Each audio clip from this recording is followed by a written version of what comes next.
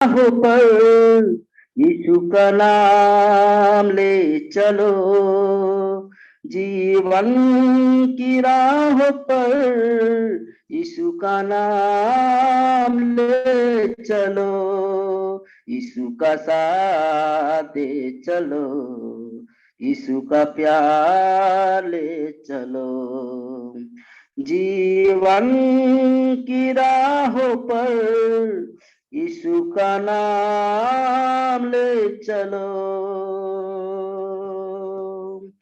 आदि और अंत वो है, अल्फा और मेगा वो है, आदि और अंत वो है, अल्फा और मेगा वो है, मार्ग और सत्य जीवन यीशु प्रभु वही है, जीवन की राहों पर यीशु का नाम ले चलो, जीवन की राह पर यीशु का नाम ले चलो, यीशु का साथ ले चलो, यीशु का प्यार दे चलो, जीवन की राहों पर यीशु का नाम ले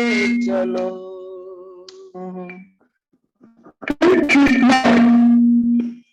हो गया। ओके, थैंक यू अरुण, अच्छा गाना था। और अभी हम लोग प्रार्थना के साथ बाइबल क्लास की ओर जाएंगे। भाई शिजू थॉमस प्रभु के जीवन के बारे में बाइबल क्लास लेंगे और अनुश्रवणी ट्रांसलेट करेंगे। भाई अवध बिहार लाल से अनुरोध है, कृपया आगे जो मिनिस्ट्री उसके लिए प्रार्थना कीजिए। भाई अवध बिहार लाल।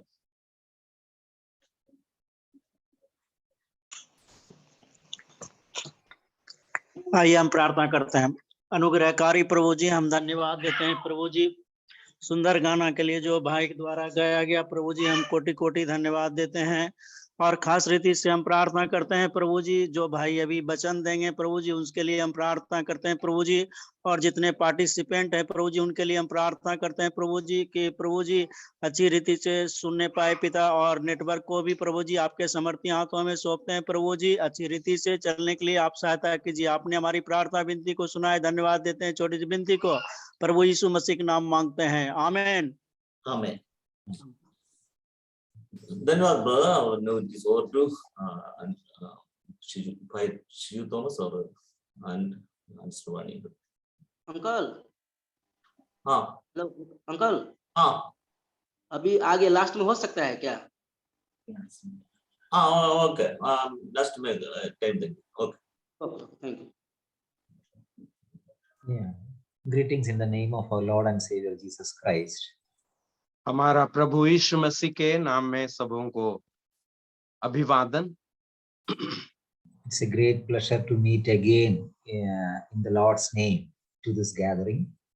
प्रभु यीशु मसीह के नाम में एकत्रित होना बहुत ही आनंद का बात है।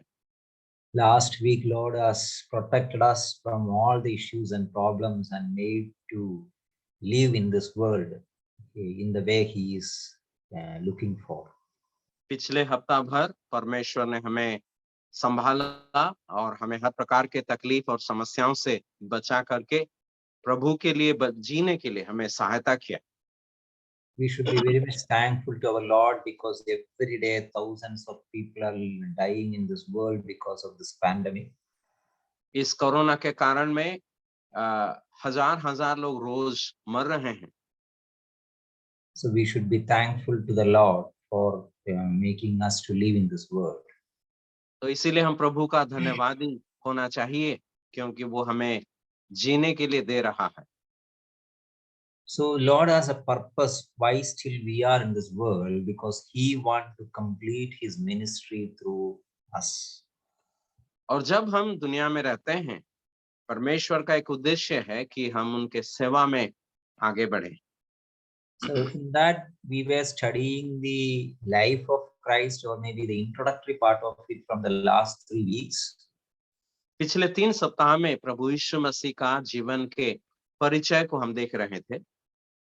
So we have just seen, like, what are the prophecies. Last class we have studied about the different prophecies related to Jesus' birth, Jesus' ministry, Jesus' death and resurrection, Jesus' role in the church. प्रभु यीशु मसीह के जीवन के संबंधित जो भविष्यवाणियां थी पुराने नियम में, उसके बारे में हमने पिछले सप्ताह को देखा था। प्रभु यीशु मसीह के जन्म के संबंध में, उसके जीवन के संबंध में, उनके मृत्यु के संबंध में और कलीसिया के संबंध में प्रभु यीशु मसीह का सेवकाई के भविष्यवाणियों को हम देखा था। We have seen the nations will be blessed through Abraham's lineage. हमने ये भी देखा था कि अब्राहम के वंश के द्वारा या अब्राहम के संतान के द्वारा किस प्रकार आशीष आएगा। We have also seen the nations will be blessed through Isaac, Jacob. और अलग-अलग जातियों को किस प्रकार उनका संतान इसहाक और याकूब के द्वारा आशीष मिलेगा। And also we have seen, like, the prophecy, how clearly it was written about the birth of Jesus Christ. और हमने ये भी देखा कि किस प्रकार बहुत ही साफ-साफ प्रभु यीशु मसीह के संबंध में भविष्यवाणियां दी गई थी। Because thousands of years back itself, the prophets could prophesy that Jesus will be born in Bethlehem. और हजार साल पहले ही प्रभु यीशु मसीह का संबंध में उनका वो बथलेहम में जन्म लेंगे, इस भविष्यवाणी की गई थी। And also we have seen it was very clearly mentioned that a virgin will be giving birth to Jesus. और बहुत ही साफ रीति से ये भविष्यवाणी की गई थी कि एक कुंवारी गर्भवती होगी और पुत्र जनेगी। And also we have seen the ministry of Jesus in this world, like the ministry will destroy the devil's work. और हमने ये भी देखा था कि प्रभु यीशु मसीह का सेवकाई जो संसार में होगा, वो शैतान का काम को नाश करने वाला सेवकाई। We have also seen, like, Jesus is the great teacher who has been teaching the principles or the like, from his mouth we were hearing the sweet words. और हमने ये भी देखा कि प्रभु यीशु मसीह का जो शिक्षा है, उपदेश है, वो सबसे अनोखा था। प्रभु का मुंह से जो बातें निकलती थी, वो बहुत ही मीठा सा वचन। And maybe that is the point where I stopped, and today we can see, like, even the book was like, the prophecy was telling that he will be teaching through parables. और शायद हम वहीं रुके थे और हम ये भी देखेंगे कि प्रभु यीशु मसीह दृष्टांतों के द्वारा शिक्षा देंगे। And even he starts his ministry in the place called Galilee. That was also mentioned in the Old Testament. पुराने नियम में ये भी बताया गया था कि प्रभु यीशु मसीह अपना सेवकाई गलील के इलाके से शुरू करेंगे। And another important prophecy was the Messiah would be preceded by a forerunner. और एक और प्रमुख भविष्यवाणी ये था कि प्रभु यीशु मसीह का सेवकाई के पहले एक अग्रदूत आएंगे। So we can see that the forerunner was John the Baptist. और हम जानते हैं कि वो अग्रदूत थे, प्रभु यीशु मसीह का अग्रदूत बपतिस्मा देने वाला यूहन्ना। So again we can see, like, the prophecy was very clearly telling about he will redeem the Gentiles. और प्रभु यीशु मसीह के संबंध में ये भविष्यवाणी भी दी गई थी कि वो अन्य जातियों को उद्धार करेंगे। And even it was very clearly mentioned in the book that Jesus would be despised and rejected. प्रभु यीशु मसीह के बारे में ये भी बताया गया था कि वो तुच्छ जाना जाएगा और अग्राह्य किया जाएगा। Most of these prophecies which I have mentioned, you can read it in the book of Isaiah. और ये सारे भविष्यवाणी का कई ज्यादा भाग को आप यशाया के भविष्यवाणी के पुस्तक में देख सकते हैं। Even in the book of Daniel, it was very clearly mentioned that the Messiah will bring an end to sin. और दानियल के भविष्यवाणी के पुस्तक में ये भी साफ रीति में दिखाया गया कि पाप का अंत वो करेंगे। And in the book of Zechariah, we read that he will be betrayed for 30 pieces of silver. Zakaria के पुस्तक में हम देखते हैं कि 30 चांदी के सिक्के से वो विश्वासघात किया जाएंगे। Whatever was prophesied by the prophets, whatever was written by the prophets, you can see like everything was fulfilled in the life of Jesus Christ. भविष्य वक्ताओं के द्वारा जो कुछ भी प्रभु यीशु मसीह के संबंध में लिखा गया था वो उनके जीवन में पूरा हुआ था। And even Jesus Christ will be our Passover lamb. और ये भी बताया गया था कि प्रभु यीशु मसीह हमारा पसह का मेमना होंगे। And even in the book of Leviticus, we used to read like for the Passover lamb, none of the bonds will be broken. और हम लेवियों के पुस्तक में पढ़ते हैं कि पेसह का मेमना का जो हड्डियां एक भी नहीं टूटेगा। So you can see that that was fulfilled in by the crucifixion of Jesus Christ. और प्रभु यीशु मसीह के क्रूसार्पण में वो पूरा हुआ। And even the atonement is through the blood, and you can see like the blood of Jesus was poured in the cross of Calvary. और जैसे पुराने नियम में हम पढ़ते हैं कि जो प्रायश्चित किया जाता है वो लहू के द्वारा ही, और वो भी प्रभु यीशु मसीह के मृत्यु के द्वारा या लहू के द्वारा ही संभव हुआ है। Yeah, even you can see like the Messiah will be suffering, that include thirst. और हम ये भी पढ़ते हैं भविष्यवाणी में कि प्रभु यीशु मसीह या मसीहा वो प्यासा होंगे। And in the book of Psalms, we could see that the Messiah will cry and he will like, into your hands I commit my spirit. So that you can see like, that was fulfilled again in the cross of Calvary. भजन संहिता में हम जैसे देखते हैं कि मैं अपना आत्मा तेरे हाथ में समर्पण करता हूँ या सौंपता हूँ, ये भविष्यवाणी भी प्रभु यीशु मसीह के मृत्यु में पूरा होता है। So we can see like the prophecies which are related to his birth, related to his ministry, related to his death and resurrection, even related to the work, everything was fulfilled. तो प्रभु यीशु मसीह के संबंध में उनका जन्म, उनका जीवन, उनका कार्य, उनके शिक्षा और उनके द्वारा जो काम किया जाएगा कलीसिया में वो भी बताया गया था।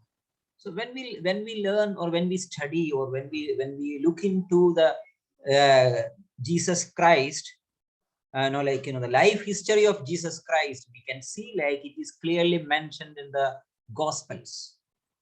जब हम प्रभु यीशु मसीह का जीवन या जीवनी को देखते हैं वो सुसमाचार के पुस्तकों में स्पष्ट रीति से बताया गया है। So before going into that, I would like to turn your attention to some of the passages in the Old Testament. तो उसे देखने के पहले आपके दृष्टि को मैं पुराने नियम के कुछ अंशों को भागों में लेना चाहता हूं। First, we will look on to the 4 passages. Zechariah chapter 9, verse 9. सबसे पहला हम जो देखेंगे ज़करिया के 9 अध्याय के 9वीं आयत में। In that it is written, rejoice greatly, daughter Sion, shout, daughter Jerusalem, see, your king comes to you, righteous and victorious, lowly and riding on the donkey, on a colt, the foal of a donkey.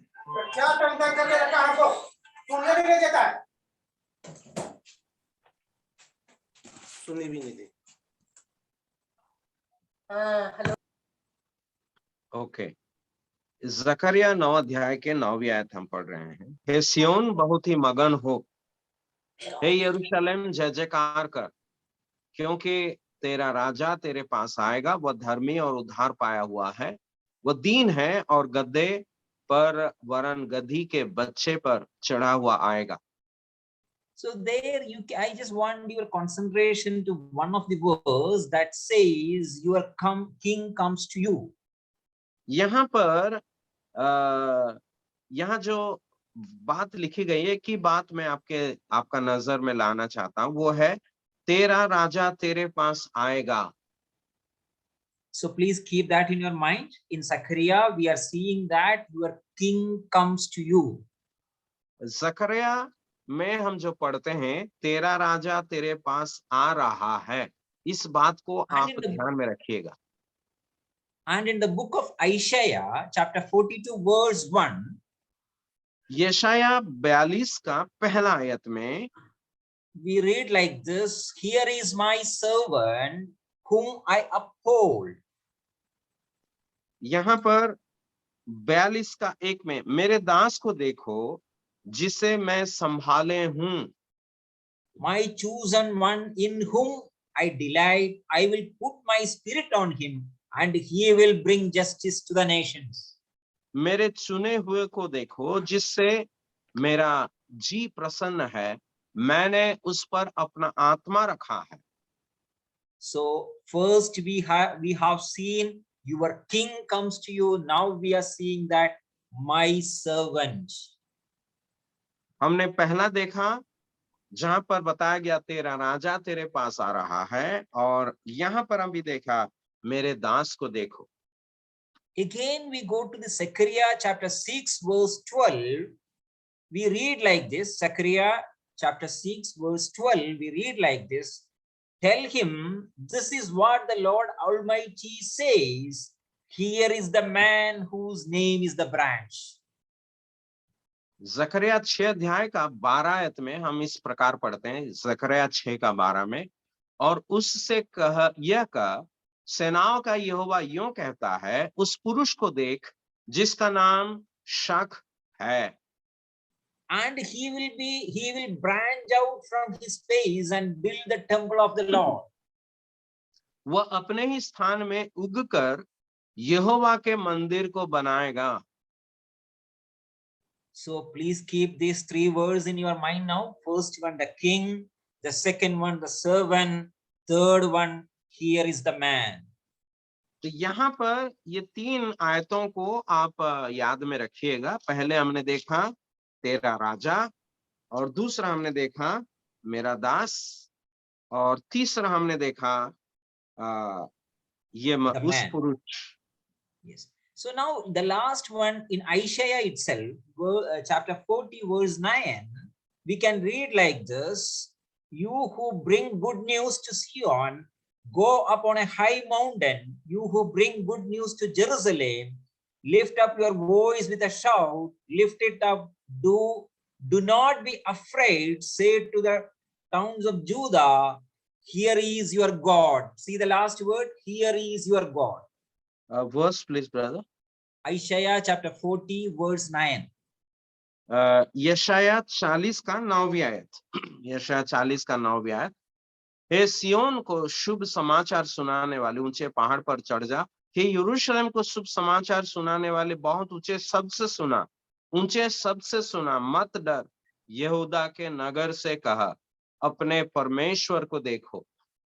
So now I have told 4 verses from the book of Zechariah, 2 verses from the book of Isaiah, 2 verses, and I have pointed 4 words. 4 words, that one is the king, the other is the servant, the other is the man, and last your God.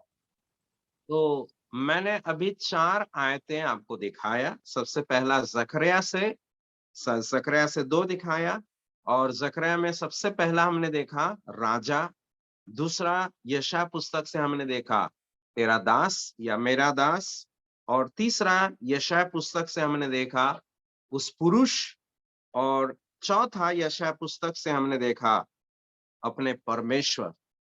So now I think most of you might be able to understand what I am saying. Can you just recollect all these 4 points related to the 4 gospels? तो ये सुसमाचार, क्या आप लोग अभी अंदाजा लगा सकते हैं कि सुसमाचार में ये 4 शब्द किस प्रकार हम संबंध कर सकते हैं? In the book of Matthew, we could see that the king. मत्ती रचित सुसमाचार में हम उस राजा को देखते हैं। And in the book of the Gospel of Mark, we could see, behold my servant. मरकुस रचित सुसमाचार में हम देखते हैं मेरे दास को देखो। And Luke clearly depicts the complete man. और लूका रचित सुसमाचार में या लूका प्रभु यीशु मसीह को संपूर्ण पुरुष या मनुष्य को दिखाते हैं। Whereas in the book of Gospel of John, it tells about your God. और यूहन्ना रचित सुसमाचार में हम देखते हैं तेरा परमेश्वर।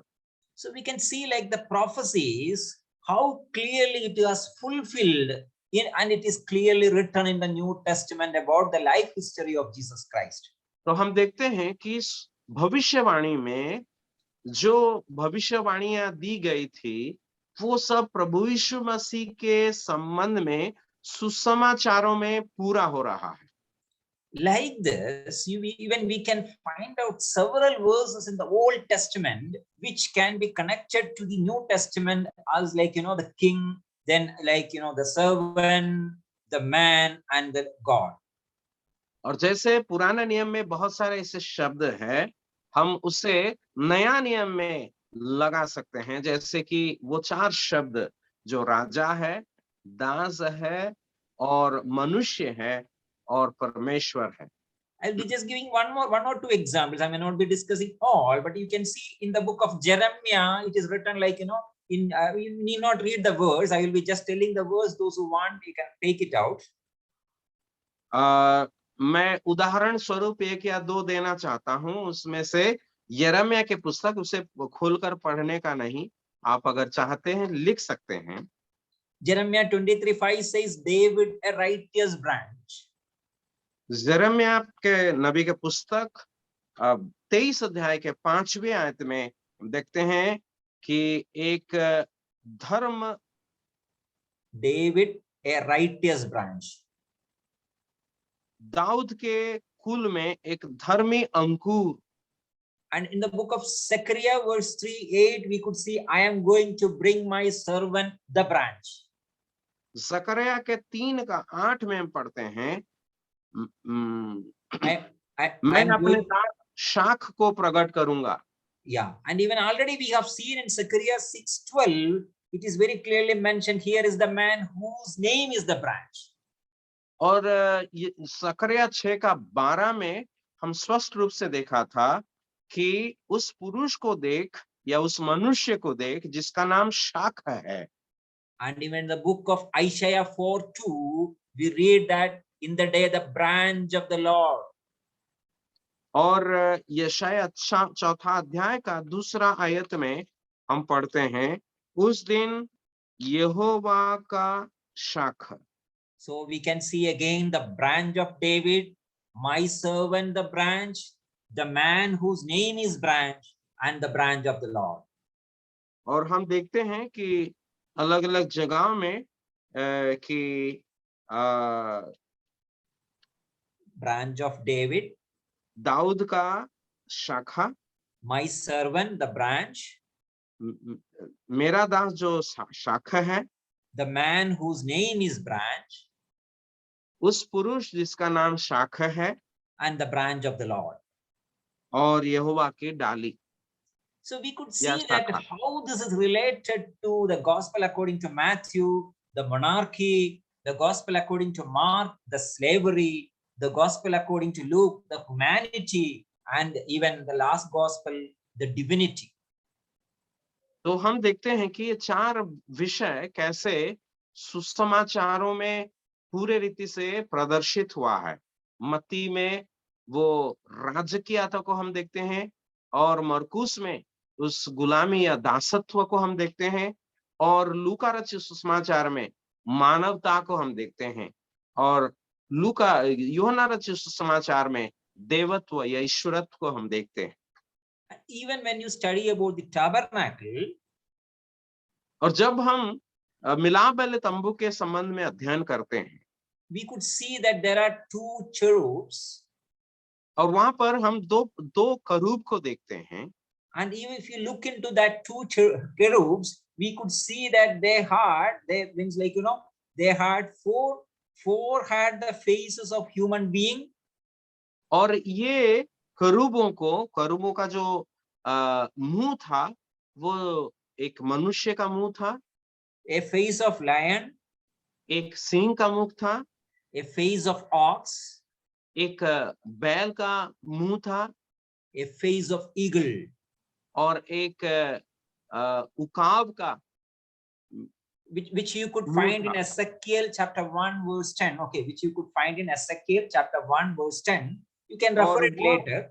यहेजकेल के पुस्तक 1 अध्याय का 10वें आयत में उसे हम देखते हैं। So there also we can see like this 4 phases, like the human phase, then the lion which indicates the king, then the face of the ox which indicates the servant, and even the face of eagle which indicates the Lord. तो यहाँ पर हम देखते हैं कि 4 अलग अलग मुंह या चेहरा जो दिखाया गया है। सबसे पहला वो सिंह का मुंह जो राजा को दर्शाता है, और वो मनुष्य का मुंह जो दास को दर्शाता है, और हम देखते हैं वो उकाब का जो चेहरा है वो प्रभु यीशु मसीह का देवत्व को दर्शाता है। And even if you look into the book of Revelations, और जब हम प्रकाशित वाक्य की ओर जाएंगे, in that also we could see like there are living creatures. और वहां पर अलग जीवित प्राणियों को देखते हैं। The first living creature is like a lion, और पहला जीवित प्राणी जो सिंह के समान था, and the second creature resembles a bull, और दूसरा जीवित प्राणी bull, है bull, bull, वो एक बैल के समान है। and the third creature has a face like human, और तीसरा एक स्त्री के चेहरा के समान, face like a human. Sorry for the, face like a human. एक मनुष्य का मुंह जैसा था तीसरा प्राणी का। Fourth creature resembles a flying eagle. और चौथा प्राणी का जो उड़ने वाला उकाब के समान था। So now what I was trying to tell you was, it was there in the Old Testament, and we could see that in the Gospels, and even in the Revelation we are going to see that.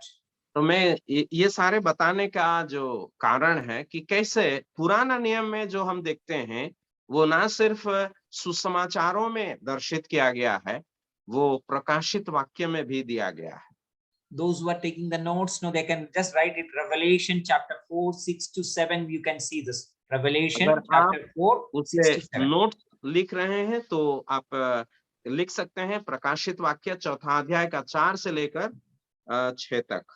So now I just conclude this like this. In the book of Matthew, we could see the great king or the likeness of a lion.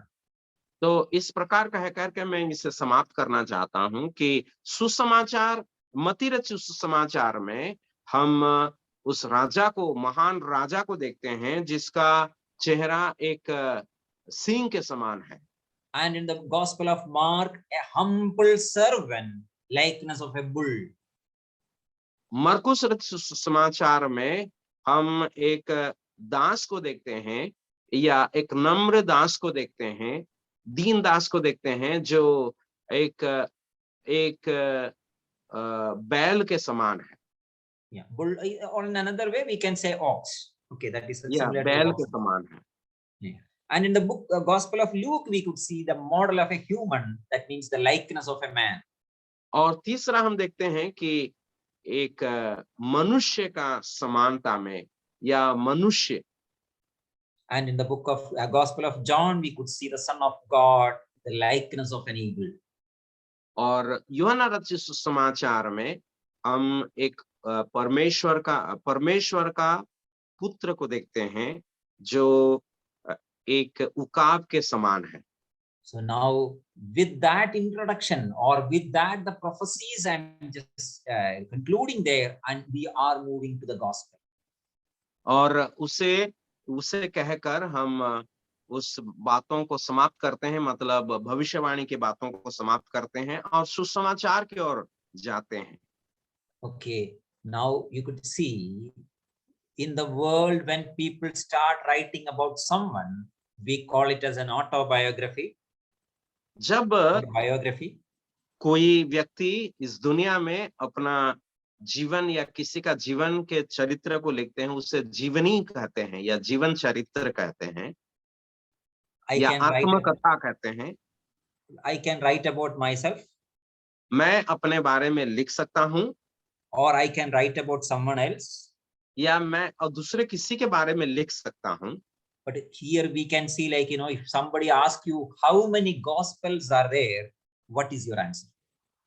लेकिन अगर आपसे कोई पूछेगा कि कितने सुसमाचार हैं, Because even though we tell, like, the gospel according to Matthew, gospel according to Mark, gospel according to, we can see like the word gospel is one. हम देखते हैं कि मत्ती रचित सुसमाचार, मरकुस रचित सुसमाचार, लूका रचित सुसमाचार इत्यादि, उसमें हम देखते हैं कि सुसमाचार एक है। So what I want to tell you, there are no 4 gospels.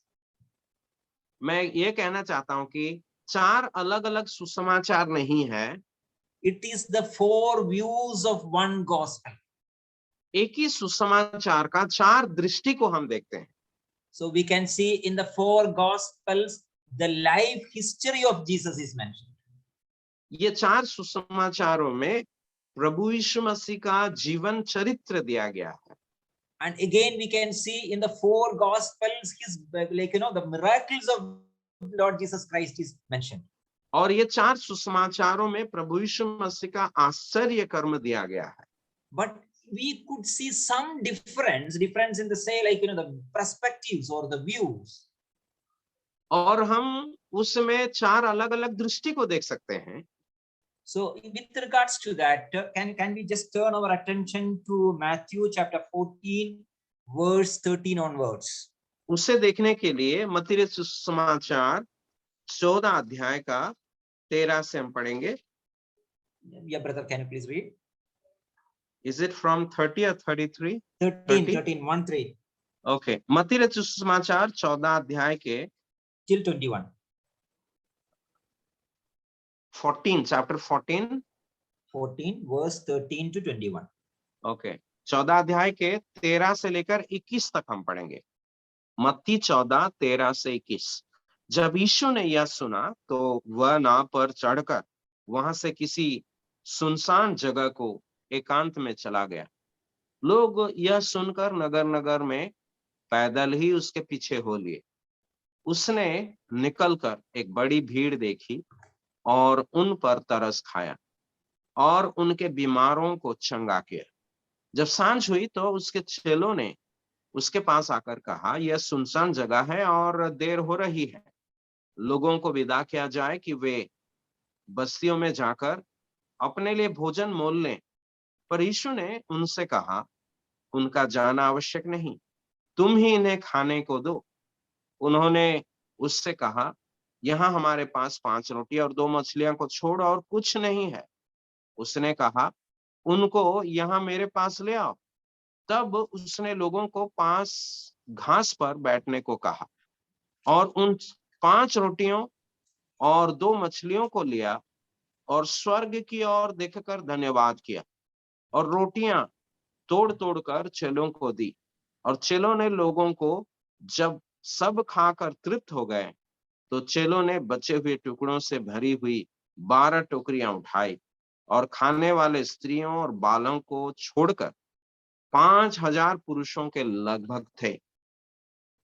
Thank you, brother. And I will request you to read one more verse from the book of Gospel of John, chapter 6, verse 1 to 4. अभी हम यूहन्ना रचित सुसमाचार 6 अध्याय से पढ़ेंगे। यूहन्ना रचित सुसमाचार 6 अध्याय 1 से लेकर हम पढ़ेंगे। इन बातों के बाद यीशु गलील की झील अर्थात तिबिरियस की झील के पार गया और एक बड़ी भीड़ उसके पीछे हो ली, क्योंकि जो आश्चर्य कर्म वह बीमारों पर दिखाता था वे उनको देखते थे। तब यीशु पहाड़ पर चढ़कर अपने चेलों के साथ वहां बैठ गया। यहूदियों के फसह का पर्व निकट था। So now here, see, I have requested to read only till 4, but you can see, like, you can till when you look down till 13 or 14, we could see that the complete event was there. यहाँ पर चौथा आयत है कि हम पढ़ें, लेकिन अगर 13 या 14 तक हम पढ़ेंगे तो पूरा कहानी या पूरा घटना को हम जानेंगे। Now, when you look, why I asked specifically to read Matthew and then John, there is a reason for that. और मत्ती और यूहन्ना ही पढ़ने के लिए मैं किस लिए बताया, इसका एक कारण है। Now, what is the speciality of this event means this is recorded in all gospels, all 4 gospels. ये घटना का इतना विशेषता है कि 4 सुसमाचार लेखक इसे लिखते हैं। So those who are taking note, they can just note down Matthew 14, 13 to 21. और जो लिख रहे हैं वो लोग लिख सकते हैं मत्ती 14 13 to 21. 13 से लेकर 31, In Mark chapter 6, verse 31 to 44. Marcus 6 31 से 44, In the book of Luke from chapter 9, verse 10 to 17. और लूका रचित सुसमाचार 9 अध्याय के 10 से 17, And in the book of John, chapter 6, verse 1 to 16 or 17, you can read. और यूहन्ना 6 अध्याय के 1 से लेकर 14 तक हम देख सकते हैं। So already I have mentioned that even though it is written in 4 gospels, but there is only one gospel, or there are the 4 different views. मैं जब बताया कि ये सारे इस घटना 4 अलग-अलग सुसमाचारों में दिया गया है, एक ही घटना है लेकिन 4 अलग-अलग मत है या दृष्टि है। So because they are 4 different writers, क्योंकि 4 अलग-अलग लेखक है। you can read when you read Matthew has written like they went to a deserted place, even Mark has recorded like a deserted place. और मत्ती और मार्कुस लिखते हैं कि वो एक सुनसान जगह था। Whereas Luke has written like they went to Bethsaida. लेकिन लूका कहते हैं कि वे बेथसाइदा में गए थे। Whereas in the Gospel of John we could see they went to the other side of Galilee, Sea of Tiberias. और लेकिन यूहन्ना कहते हैं गलील के झील के या तिबेरियस के झील के पार चले गए। So when someone start reading this, they may sometimes feel like why these different place names are given. अगर कोई इसे पढ़ता है नए रीति से, वो सोचेगा कि ये अलग-अलग नाम क्यों है। Even a new believer may think like one place it is written like a desert, and another place it says like Bethsaida, and in another place it says like Tiberias. एक नया विश्वास भी अगर इसे पढ़ेगा, वो देखेगा कि एक जगह में लिखा है वो सुनसान जगह था, या गलील के झील के उस पार, या कोई देखेगा कि बेथसाइदा करके दिया गया है। Even you can see like the people, those who come to him, that is written like crowd, then many, then large crowd. So different words are used. तो वो अलग-अलग व्यक्ति देख रहे हैं कि कोई कहते हैं कि बहुत सारे लोग या लोग करके लिखा गया है, बहुत भीड़ लिखा गया है। And even Matthew says after looking to the crowd, Jesus got compassion on him. और मत्ती कहते हैं कि प्रभु यीशु मसीह उस भीड़ को देखकर उन पर तरस खाया। Whereas the Mark records like Jesus eyes looking to the people and he felt like the sheep without a shepherd. लेकिन मरकुस कहते हैं कि लोगों को देख करके उन्होंने ये देखा कि वे लोग चरवाहा का बिना एक भेड़ों के समान है। Whereas Luke was directly mentioning that Jesus Christ was talking to them or preaching to them about the kingdom of God. लेकिन लूका कहते हैं कि प्रभु यीशु मसीह उन्हें प्रत्यक्ष रूप में परमेश्वर का राज्य के संबंध में उपदेश दे रहे थे। Whereas we could see only in the Gospel of John that the Passover festival of Jews that was mentioned. लेकिन यूहन्ना रचित सुसमाचार में ही हम ये देखते हैं कि वो ऐसा समय था जहां पर यहूदियों का पसह का पर्व चल रहा था। And see, when all these recordings actually speaks about one thing. ये सारे अलग-अलग लेखा हमें एक ही बात को दर्शाता है, बताता है। And even when it was in the time of evening, Matthew, Mark and Luke says send the crowd away. The disciples go to him and tell that please send them away. और ये समय तो संध्या था और मत्ती, mark और लूका कहते हैं उनको भेज दो। But whereas when you read it in Gospel of John, we could see a different scenario. लेकिन यूहन्ना रचित सुसमाचार में एक अलग सा दृश्य को हम देखते हैं। And in all the books, it is very clearly mentioned that they have 5 loaves and 2 fish. लेकिन 4 लेखक एक ही बात कहते हैं कि 5 रोटियां और 2 मछलियां थी। And we know like what happened. Jesus has accepted that and blessed it so that it is enough to feed them, and even we have left out with 12 buckets. तो हम क्या देखते हैं कि वहां प्रभु यीशु मसीह उस 5 रोटी और 2 मछलियां लेकर उसे आशीषित किया और लोगों को दिया, और लोग खाने के बाद, तृप्त होने के बाद और 12 टोकरी बच गए।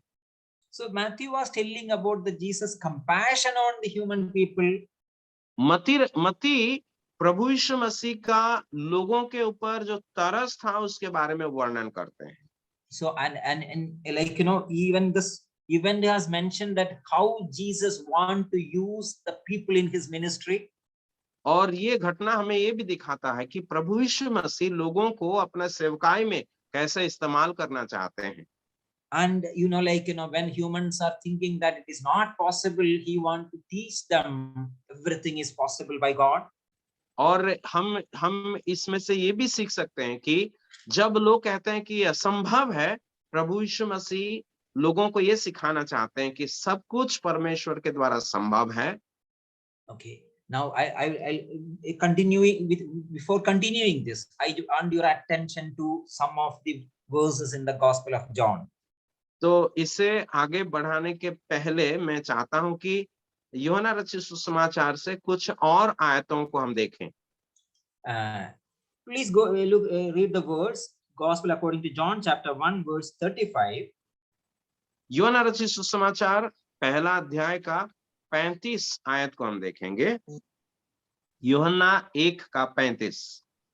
दूसरे दिन फिर यूहन्ना और उसके चेलों में से 2 जन खड़े हुए थे।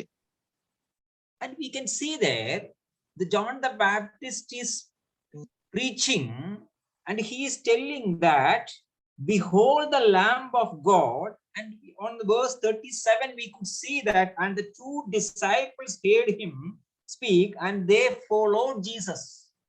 हम देखते हैं कि बपतिस्मा देने वाला यूहन्ना प्रभु यीशु मसीह के गवाही दे रहे थे, और वो कहते थे कि वो परमेश्वर का मेमना है। और यूहन्ना के 2 चेलों ने 37 आयत में हम देखते हैं, इसे सुनकर यीशु के पीछे वे हो लिए। So in 35 it says again on the next day, because in verse 29 we are seeing that he was doing this before also. 35 आयत में हम पढ़ते हैं कि दूसरे दिन, इसका मतलब 29 आयत में भी लिखा है दूसरे दिन, उससे पहले। Yeah, so there what I want to tell you is John the Baptist was introducing, or he was telling about Jesus Christ, and 2 disciples followed him.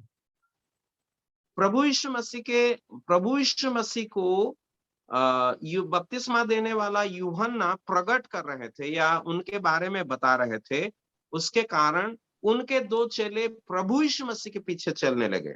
And we could see the 2 disciples were followed were Andrew and Simon. That is, Andrew means who is the brother of Simon Peter. और हम 2 व्यक्तियों को जो चेलों को जो देखते हैं वो है आंद्रियास और पतरस। Andrew, Simon Peter's brother. Andreas जो शमौन पतरस के भाई था। Yeah, and the first person name is not mentioned there. Who is the other person who is going with him? तो वहां पर जो पहला व्यक्ति था उसका नाम नहीं दिया गया। And then you can see what Simon Peter's brother has done after spending time with Jesus. No, he went to his brother and told that we could find Messiah, so please come and meet him. तो यहाँ पर हम क्या कर देखते हैं कि Simone पतरस के जो भाई था वो आके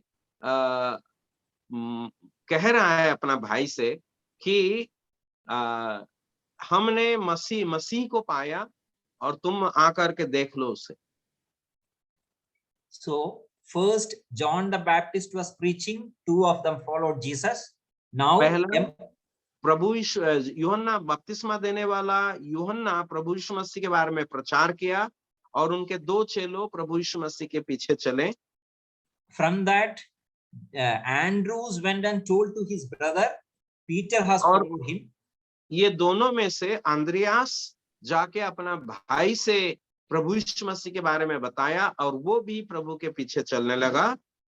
And now after that, you can see like no, Jesus directly went to Galilee and find Philip.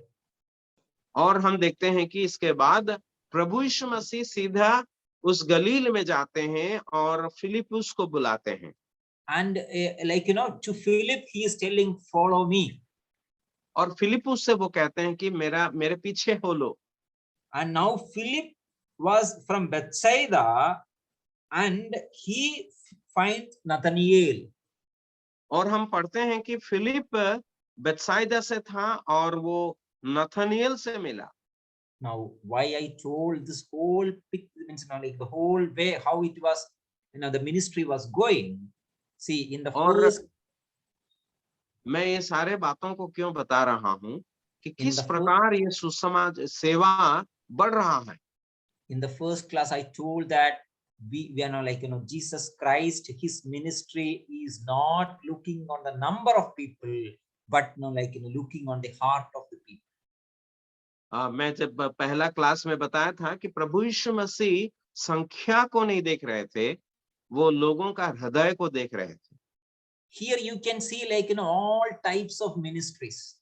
Why means यहाँ पर अलग-अलग प्रकार के सेवकाई को हम देखते हैं। John the Baptist was preaching, it is like an open air. बपतिस्मा देने वाला यूहन्ना प्रचार कर रहे थे, जो है बाहर में खड़े होकर जो प्रचार हम करते हैं उसके तरह है वो। Whereas Andrew was doing a personal ministry to his brother. लेकिन अंद्रियास जो है एक व्यक्तिगत सेवकाई कर रहे थे, जो अपने भाई के साथ प्रभु के बारे में प्रचार कर रहे हैं। Whereas the Philip, how he was being called is directly by Jesus Christ. और फिलिपुस को प्रभु यीशु मसीह सीधे बुलाते हैं। And Nathanael was again through Philip a personal ministry. और नथानिएल जो है फिलिपुस के द्वारा एक व्यक्तिगत सेवकाई के द्वारा प्रभु में आते हैं। So we can be part of any such ministries. You can be part of a preaching ministry, or you can be part of a personal evangelism, or you can be part of like praying so that Lord will open the eye like heart of people. तो हम सेवकाई में अलग-अलग प्रकार से शामिल हो सकते हैं। हम खुलेआम प्रचार करने के द्वारा सेवा में शामिल हो सकते हैं, या व्यक्तिगत तौर पे सुसमाचार सुनाने के द्वारा सेवा में शामिल हो सकते हैं, और या हम प्रार्थना करके सेवा में शामिल हो सकते हैं। Now just remember the character Andrew. He brought Peter.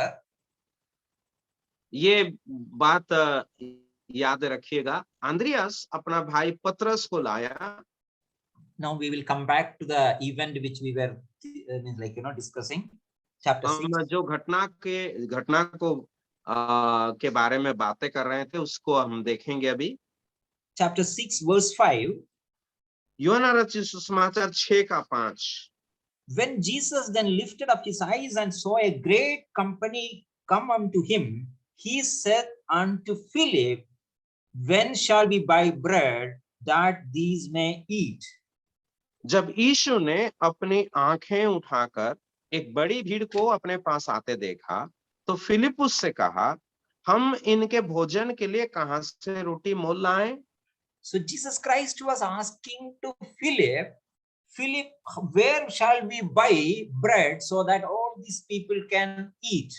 प्रभु यीशु मसीह फिलिपुस से पूछ रहे हैं, हे फिलिप, हम कहां से रोटी लाएं, खरीदें, ताकि इतने सारे लोगों को दे सकें? And why he asked such a question to Philip is because he want to include them also in his ministry.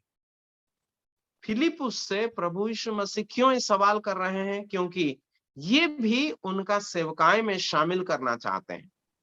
And the reply what is given by Philip? और फिलिप क्या जवाब प्रभु को दिया था? Because he was asked from where? क्योंकि उसे बताया गया कि कहां से। Yeah. So, but the reply was telling about the cost.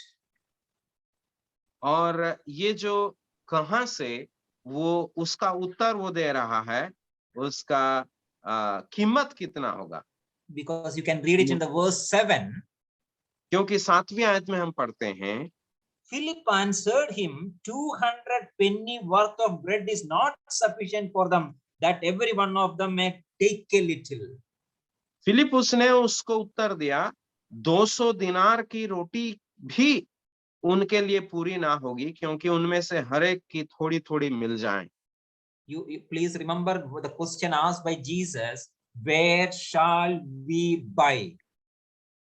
तो ये याद रखिए, स्मरण में लाइए कि फिलिपुस से ये प्रश्न किया गया कि हम कहां से ये रोटी मोल लाएं या खरीदें। Jesus didn't ask Philip to go and buy. He was telling Philip, where shall we? We means he is including himself. तो यहाँ पर प्रभु यीशु मसीह फिलिपुस से नहीं कह रहे थे तुम जाके खरीद करके लाओ, लेकिन वो कह रहे थे कि हम कहां से लाएं। और जब वो कहते कि हम, मतलब प्रभु यीशु मसीह अपने आप को भी वहां शामिल कर रहे थे। But Philip was thinking, or he is giving the answer in such a way that he was thinking only like, from where we will have that much, because this much amount bread is not enough. लेकिन फिलिपुस जो जवाब देते हैं वो कहां से, वो उसका उत्तर नहीं दे रहे, लेकिन हमारे पास जो पैसा है उतना में से ये खरीदा नहीं जा सकता है। So when you think of this, where you have to tell the place, we shall, Jesus is included now, buy. तो यहाँ पर हम जब देखते हैं कि कहां से, तो हम रोटी मोल लाएं, और वो कहां से हम खरीद करके लाएं। Because why I am stressing this buy means, if you want to buy something, some cost is involved. तो अगर हम कहां से, जहां से भी खरीदेंगे वहां पर कीमत अंतर्भुक्त है। Can you see, we know like, money, it is not growing anywhere. Money is not growing on a tree, or money is not like, you cannot get money from anywhere. पैसा को हम कहीं से भी नहीं ला सकते हैं, क्योंकि कोई पेड़ पर वो होता नहीं। Because money has to be or must be earned.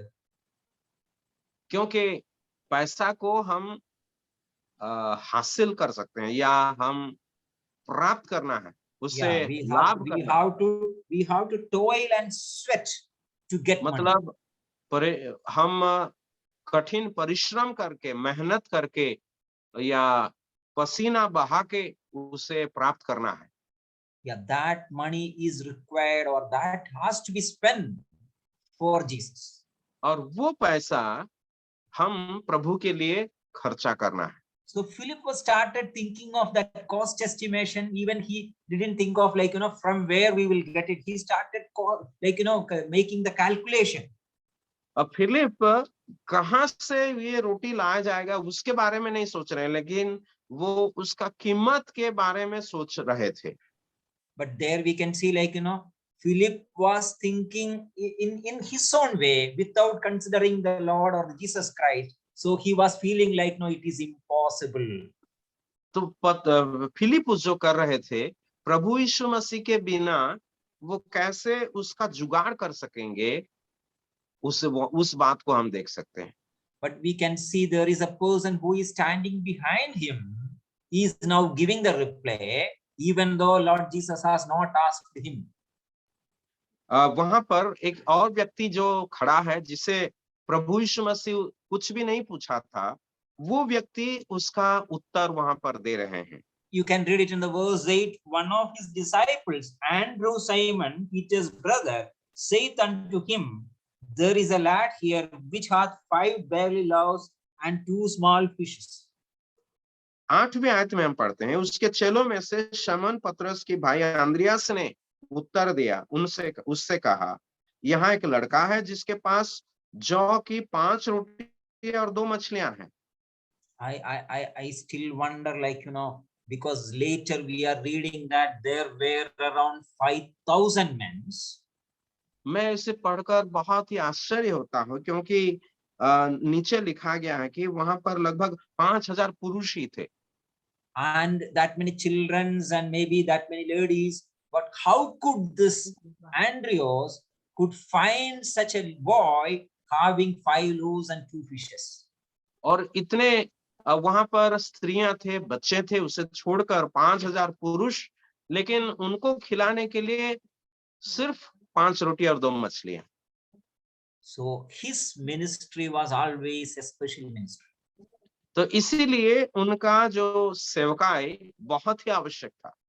Because why Andrew's ministry is special, he brought Peter to Jesus. Andreas का सेवकाई क्यों विशेष था या बहुत ही आवश्यक था, क्योंकि वो पतरस को प्रभु के पास लाया। And you can see like the Lord told him to Peter that I am going to build my church. और पतरस से प्रभु ने कहा, मैं अपनी कलीसिया बनाऊंगा। And again you can see like the same Andrews now telling Jesus that there is a boy who is having 5 loaves and 2 fishes. वही अंद्रियास यहाँ पर कहता है, यहाँ पर एक बालक है जिसके पास 5 रोटी और 2 मछलियां। You know what is the speciality of the preaching of Peter? पतरस का प्रचार का विशेषता क्या है, आप जानते हैं? We all know that on the day of Pentecost, when Peter was standing with all the other disciples, he started preaching Jesus Christ. जब पतरस पेंतिकुस्त के दिन में अलग और भी चेलों के साथ या शिष्यों के साथ खड़े होकर प्रचार करने लगा, 3,000 were like they were accepted Jesus Christ. 3,000 लोग प्रभु यीशु मसीह को ग्रहण किए, which we can read in the book of Acts chapter 2. जो प्रेरितों के काम 2 अध्याय में हम पढ़ते हैं। So you can see like that day the church was actually formed in this what is that, in the earth. और इस प्रकार इस धरती पर एक कलीसिया का स्थापना हुई। So you can see like Peter has written some like letters. और हम जानते हैं कि पतरस पत्रियां लिखे हैं, but we could not see any letter was written by Andrews. लेकिन अंद्रियास के द्वारा कोई पत्री लिखा नहीं गया है, जो हम नहीं देखते यहाँ पर। Andrews' ministry was not in the frontier ministry. Pardon?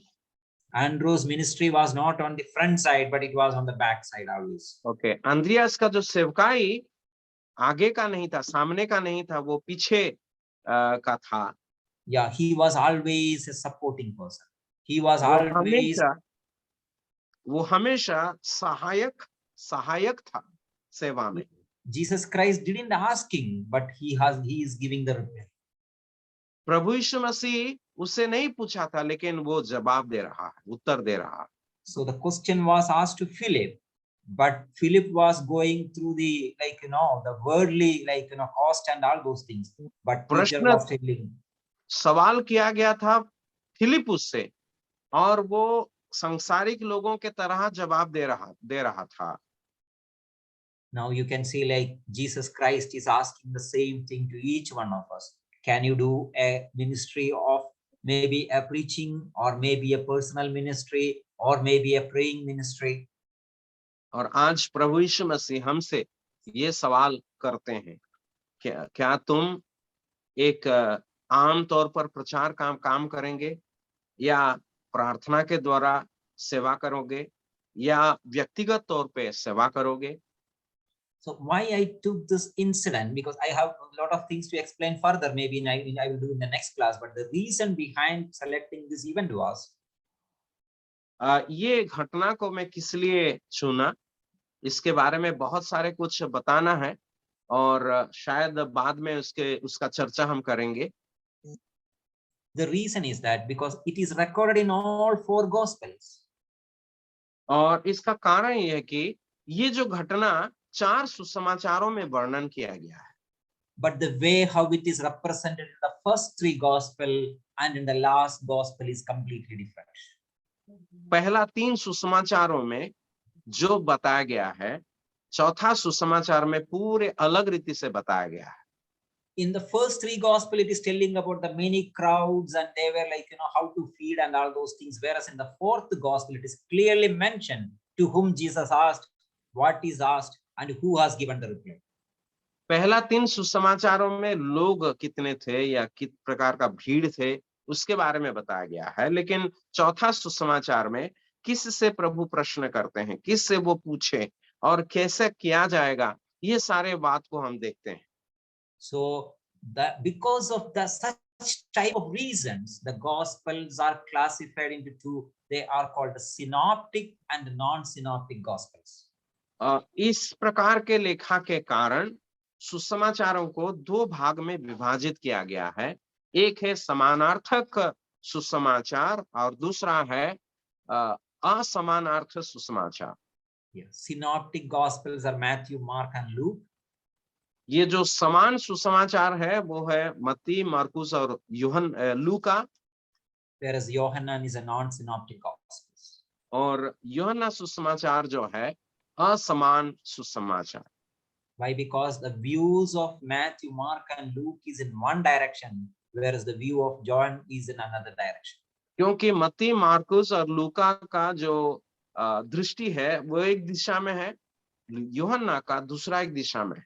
Because even when we discussed in the beginning, it was like, king or man or servant, whereas the other side it is Lord your God.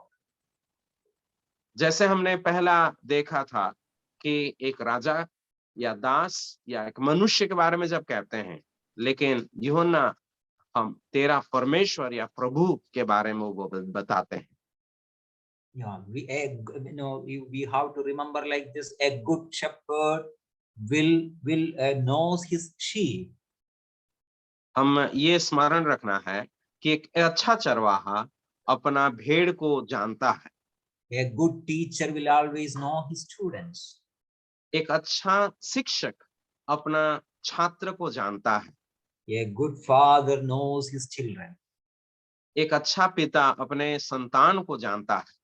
So we don't have to do anything by ourselves, but submitting ourselves to the Lord is more than enough. हम अपने से कुछ नहीं करेंगे, लेकिन हमारा जीवन प्रभु के हाथ में समर्पण करके हम कुछ कर सकते हैं। May the Lord's name be glorified. If Lord permits, we will continue in the next class. प्रभु का नाम की महिमा हो। प्रभु अगर चाहे तो अगला क्लास हम अगले क्लास में बाकी को देखेंगे।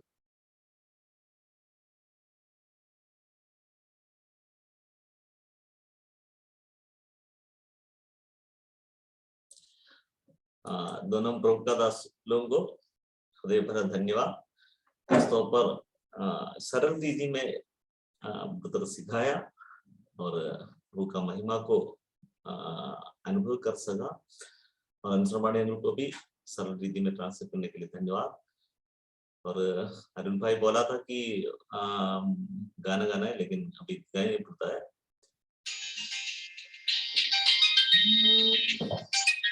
हम लोग इस मीटिंग को प्रार्थना के साथ करेंगे। भाई चंदन कुमार से अनुरोध है, कृपया प्रार्थना कीजिए। भाई चंदन कुमार जी आइए प्रार्थना करेंगे। हमारे अनुग्रहकारी दयालु पिता परमेश्वर प्रभु, हम धन्य कहते हैं प्रभु कि आपने अपनी दुनिया में हम सबको रखा है प्रभु जी, और विशेष करके जब हम भटक गए थे तो आपने स्वयं उद्धारकर्ता को इस संसार में भेजा हमारे पापों के लिए। उन्होंने अपना जान कलवरी क्रूस पे दिया प्रभु जी। हमारे अंदर जो गलती था प्रभु जी, हमारे अंदर जो गुनाह था प्रभु जी, वो आपने अपने ऊपर ले लिया। यीशु मसीह, हम धन्य कहते हैं प्रभु। आप बहुत बड़ा प्रभु जी कार्य को किए प्रभु जी, जो हमसे असंभव था प्रभु। हमारे बदले में अपना जान कलवरी क्रूस पे दिया प्रभु। हमारे बदले में जो कार्य किया प्रभु जी, हम उसके लिए धन्यवाद देते हैं। हमें बचा लिया नरक जाने से प्रभु, हम धन्य कहते हैं प्रभु। आज के दिन में प्रभु जी, जो आपके जीवित वचन से प्रभु जी हम लोग सुने हैं, सीखे हैं प्रभु जी, विशेष करके उस बातों को कि आपके बारे में किस प्रकार से लोगों के बीच में रखना है बातों को, और कैसे उद्धारकर्ता ने प्रभु आप प्रभु जी स्वयं उस बात को प्रभु जी बताया प्रभु, और किस प्रकार से उद्धारकर्ता के बारे में समझा सकते हैं, सिखा सकते हैं, इस बात को प्रभु जी हमने सीखा प्रभु। धन्यवाद देते हैं प्रभु जी कि भैया लोगों को प्रभु अच्छी रीति से प्रभु बताने में मदद कर रहे हैं प्रभु। धन्य कहते हैं प्रभु जी। और हम सभी को प्रभु जी आपके वचन के बारे में आपके बारे में हमें जानकारी होने के लिए प्रभु जी मदद कर रहे हैं। प्रभु धन्य कहते हैं प्रभु जी। इस मीटिंग को प्रभु जी आप सफलतापूर्वक पिता परमेश्वर आगे के लिए प्रभु जी आपके हाथों में समर्पित करते हैं। हम सभी पर आपका आशीष हो और अनुग्रह होने के लिए हम आपसे दुआ करते हैं। हम लोग जब तक नहीं मिलते हम लोग के संगत साथ रहिए और आपका अनुग्रह और दया हम लोग चाहते हैं प्रभु। ये छोटी सी दुआ प्रार्थना यीशु प्रभु के नाम से मांगते हैं, आमीन।